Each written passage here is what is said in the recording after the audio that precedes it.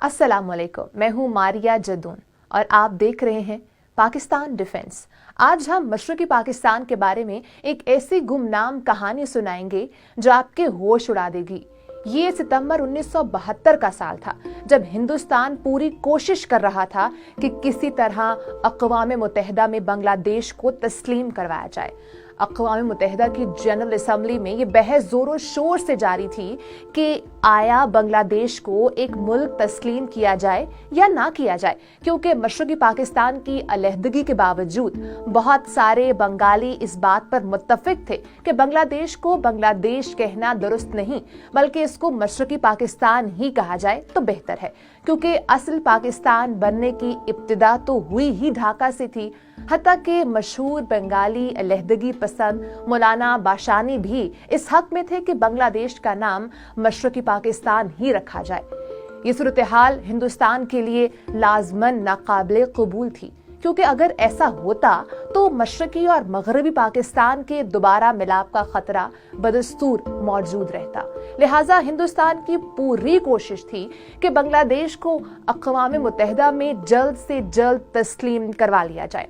बांग्लादेश की तरफ से जो वफ्द अपने मौक़िफ़ की तायीद कर रहा था, उसकी क़यादत चट्टागांग से चकमा कबीले की मलका राजमाता बिनियाता राय कर रही थीं, जबकि पाकिस्तानी वफ्द की क़यादत उसी बनीता राय का बेटा किंग तरी देओराय कर रहा था।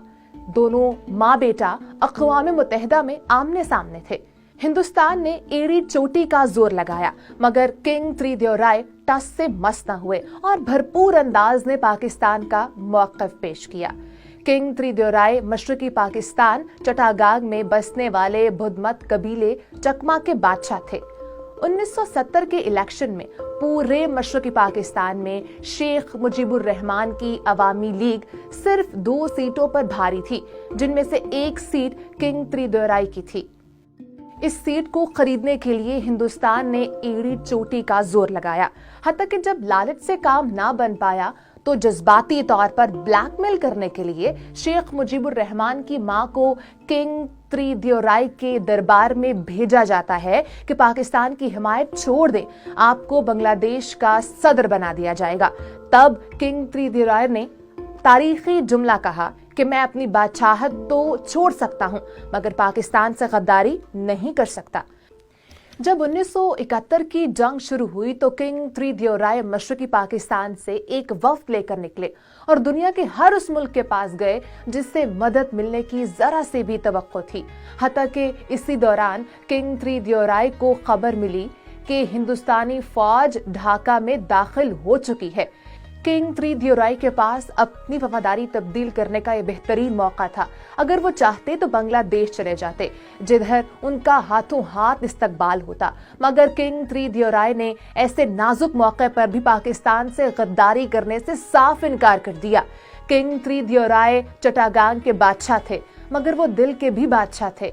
किंग तरी देओराय ने ऐलान किया कि जब तक बांग्लादेश दोबारा मशरक़ी पाकिस्तान नहीं बन जाता वो वापस नहीं जाएंगे। किंग तरी देओराय मरते दम तक अपने फैसले पर कायम रहे, हत्ता कि उनका इंतकाल 2012 में इस्लामाबाद में हुआ। किंग तरी देओराय को हुकूमत पाकिस्तान की तरफ से ताउम्र वफाकी वजीर का ओहदा दिया गया था। उसके अलावा वो अर्जेंटाइन में 10 साल पाकिस्तान के सफीर भी रहे।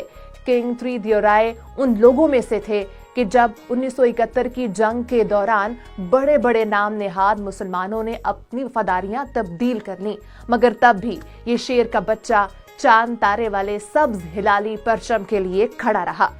किंग तरी देओराय की अपनी नौजवानी में कायद आज़म मोहम्मद अली जिन्ना से कई मुलाकातें हुई थीं और शायद ये बानियाने पाकिस्तान का वो मजबूत किरदार था कि जिसने किंग तरी देओराय को मरते दम तक मुतज़लज़ल ना होने दिया।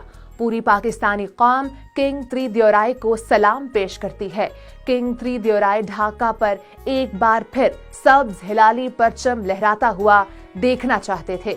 किंग तरी देओराय की ये उम्मीद पाकिस्तान की आने वाली नस्लों पर एक कर्ज है जिसे कभी न कभी जरूर चुकाया जाएगा।